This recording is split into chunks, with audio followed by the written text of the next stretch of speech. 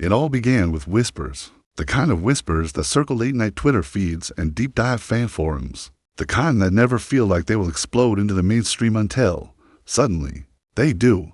In early 2025, the indie music world found itself at the center of a cultural storm, one that pitted two of the most uniquely American voices against each other, Lana Del Rey, the seasoned queen of melancholic glamour, and Ethel Cain, the rising prophetess of rural Gothic tragedy. On the surface, it seemed like an unlikely war. Lana had spent over a decade crafting her mythology, the cigarette smoke, the Americana nostalgia, the tragic love affairs, and a catalog of songs that turned her into a generational muse. Ethel Cain, younger, hungrier, was building her own mythology, stories of decay and small-town horror, religion, abuse, and escape. To artists who should have been companions in aesthetic vision, suddenly collided in a very public way. The spark that set everything aflame was a snippet. Just a few seconds of sound leaked from an unreleased Lana Del Rey track. The working title, whispered in Discord servers and Reddit leaks, was allegedly all about Ethel. In those few seconds, fans swore they could hear Lana's unmistakable vocals weaving barbs directed at her indie. Contemporary, girls who play in graveyards think they own the pain, the line supposedly went, followed by another about country angels drinking gasoline for fame.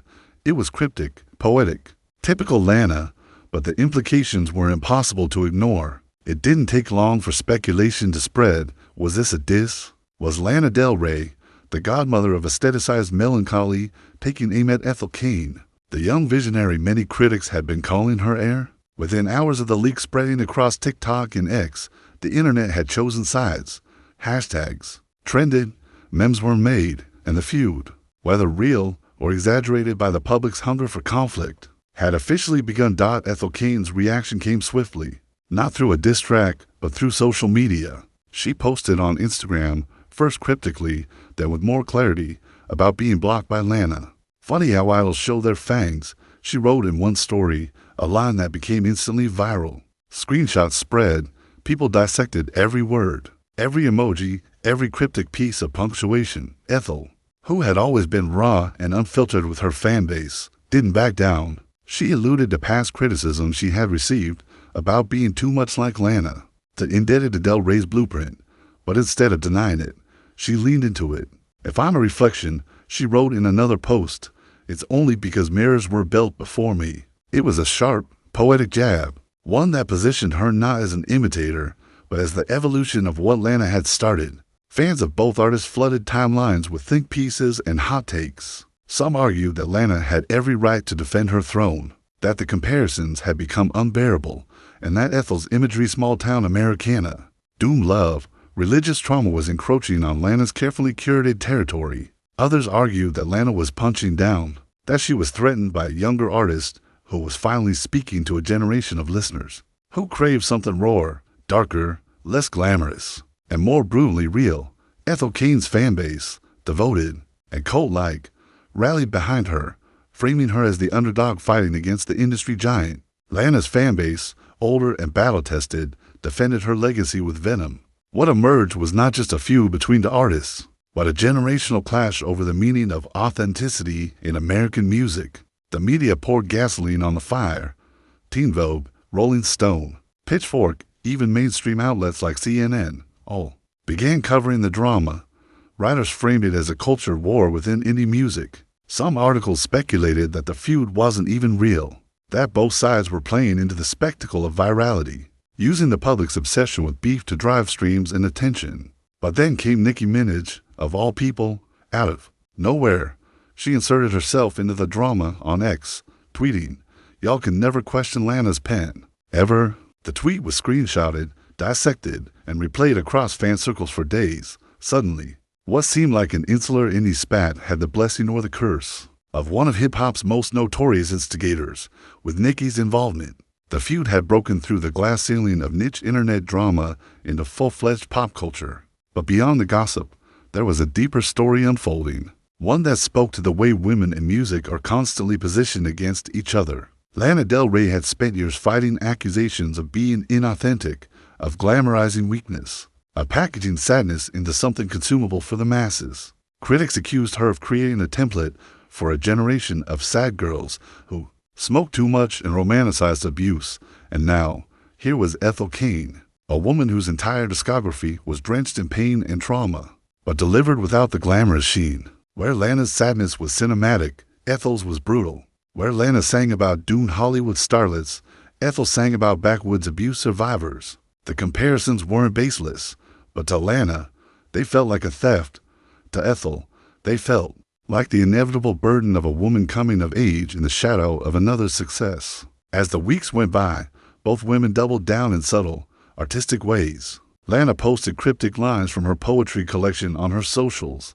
One line read, "They call her a child of mine, but I've never held her hand." Fans took it as another jab at Ethel. Ethel, meanwhile, posted snippets of new demos, raw, crackling with anger and distorted guitars, one of which included the line, "The ghosts of my mothers don't wear white dresses." Again, no names were mentioned, but the timing was impossible to ignore.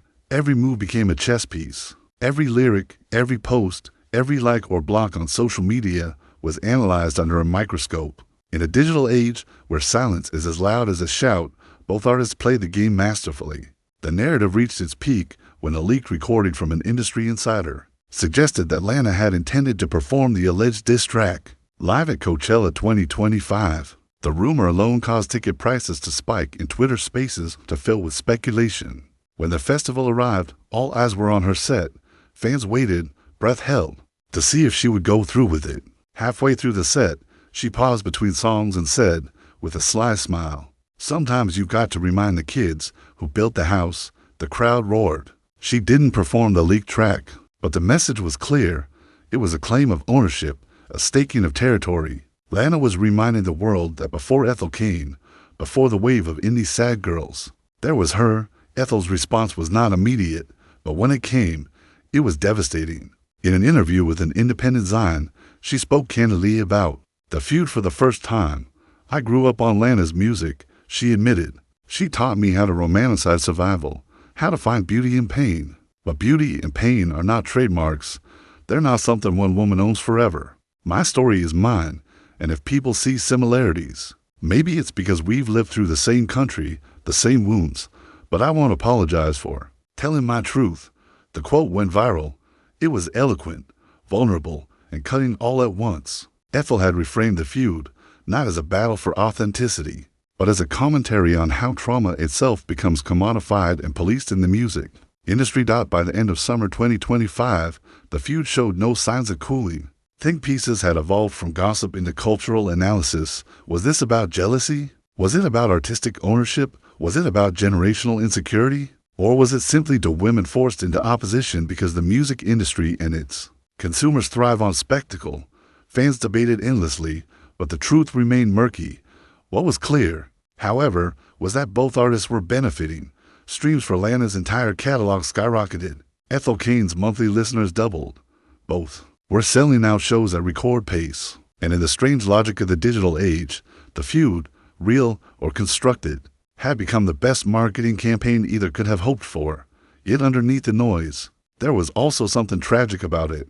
Lana Del Rey and Ethel Cain were the women who, in another timeline, might have collaborated, might have stood side by side as torchbearers of American melancholy. Their visions were not mutually exclusive. They were different shades of the same haunted landscape. But culture thrives on binaries, on wars, on narratives of queen versus challenger. So instead of harmony, we got dissonance. Instead of a duet, we got a duel. And maybe that's what makes the story so compelling.